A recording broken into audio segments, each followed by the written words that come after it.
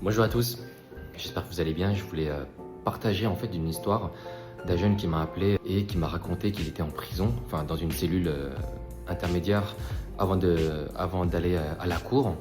Et il me demandait des conseils juridiques euh, pour lui faire sortir de cette histoire. Donc je voulais vous la raconter parce que je pense que ça peut servir à pas mal de jeunes qui louent des scooters à Phuket et voulaient partir à Surat Thani, donc changer de région, changer de province.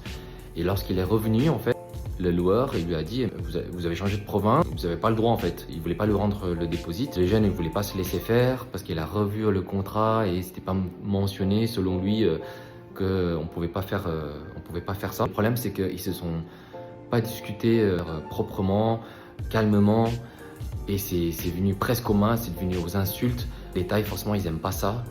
Ils aiment pas ça de faire un scandale dans leur magasin.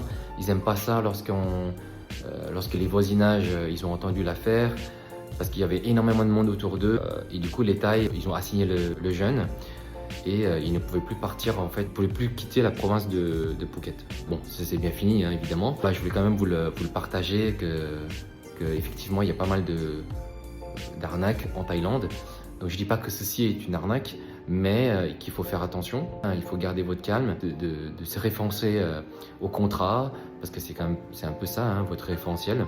Référez-vous également aux personnes compétentes, avocats et les arnaques. C'est certes fréquent, mais ils ne sont pas systématiques. Donc voilà, n'hésitez pas à raconter aussi vos histoires. On est là pour s'entraider.